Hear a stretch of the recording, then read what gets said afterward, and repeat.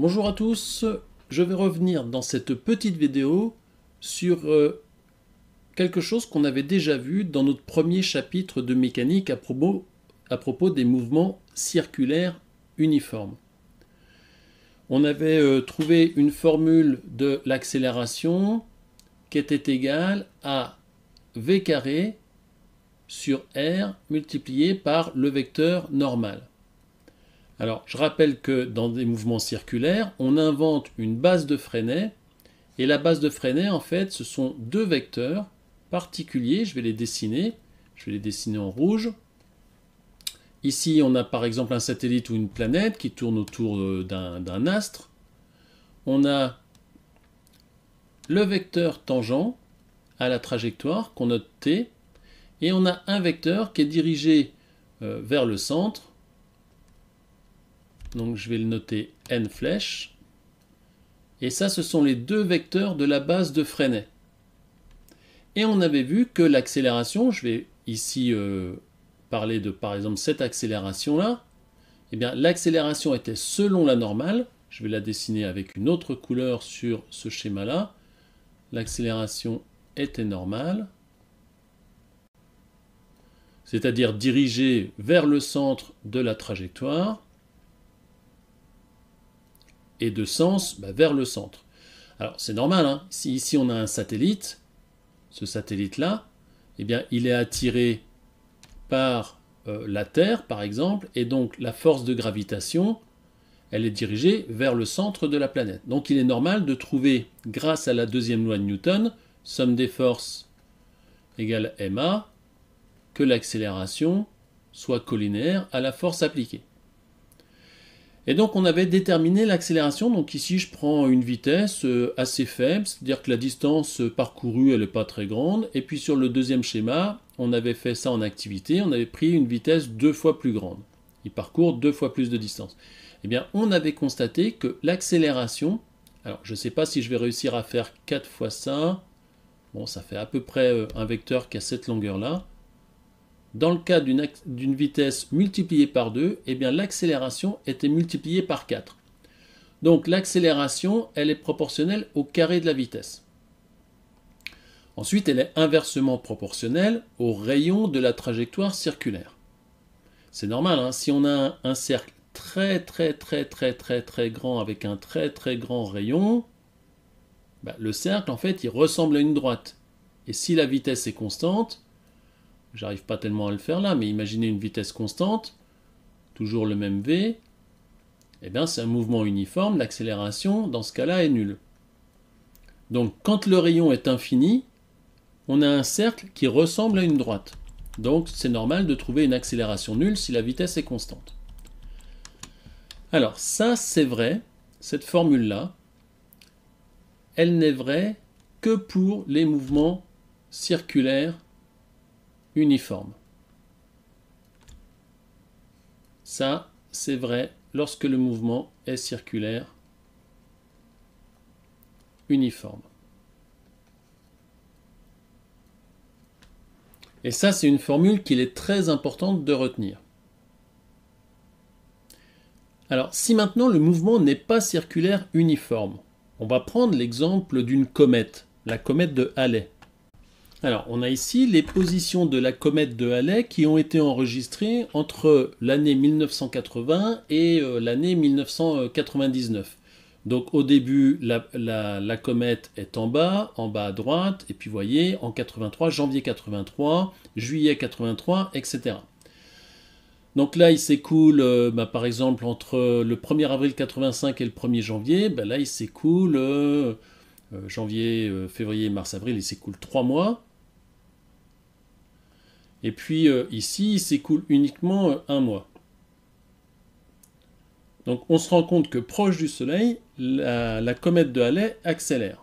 Alors ça, il y a un argument qui est très important, il faut justifier, ça vient du fait qu'on a la deuxième loi de Kepler.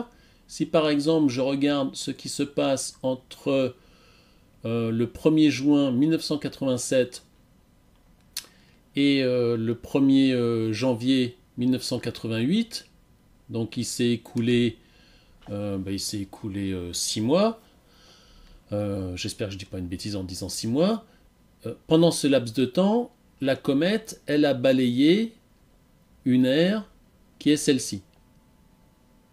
Si on prend le même temps, 6 mois, donc par exemple je pars du 1er janvier 86. 1er janvier 86, février, mars, avril, mai, juin.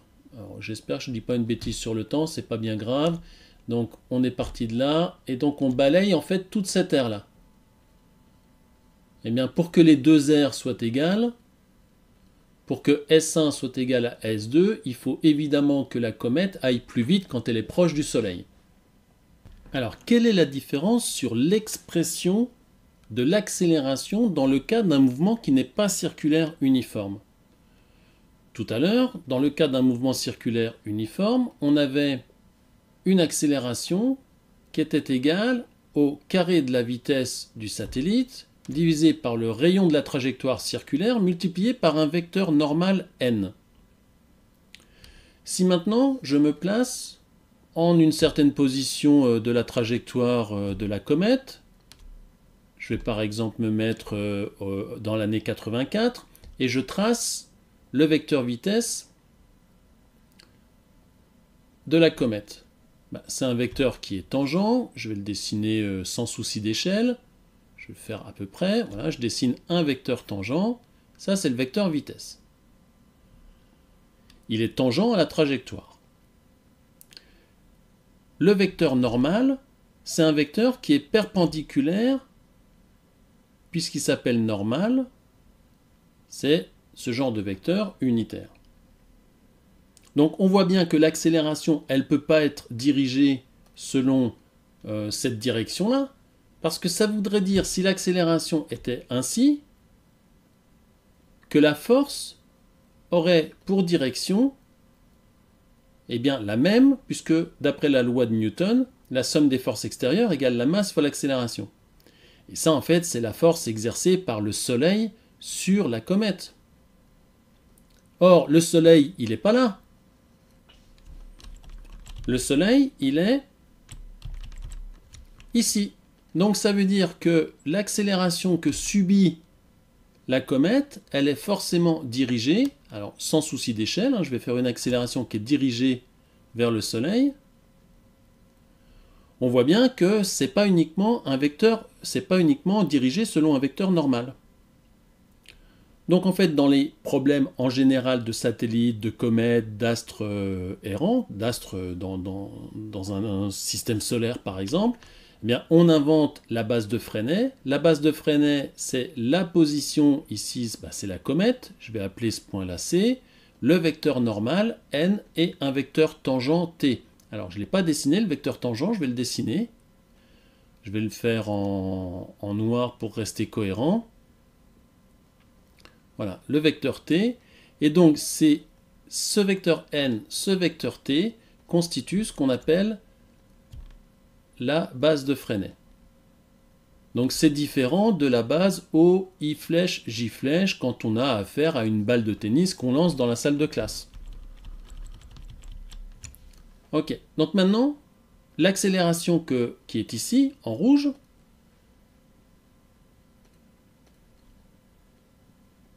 elle ne peut pas être dirigée uniquement selon le vecteur n. D'ailleurs, si je fais les composantes, on voit qu'il y a une composante à peu près qui vaudrait le vecteur n, et puis on a une autre composante qui est dirigée selon le vecteur t.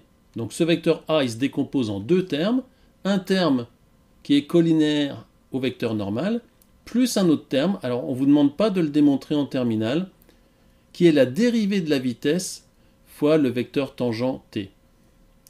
Et donc ça, c'est la formule générale de l'accélération dans un mouvement qui n'est pas circulaire uniforme. Alors, qu'est-ce qui se passe si la vitesse est constante? J'ai pas dit le vecteur vitesse, On voit bien que le vecteur vitesse, ici, il est comme ça, ici, il est comme ça, ici, il est comme ça, il va même très vite, là.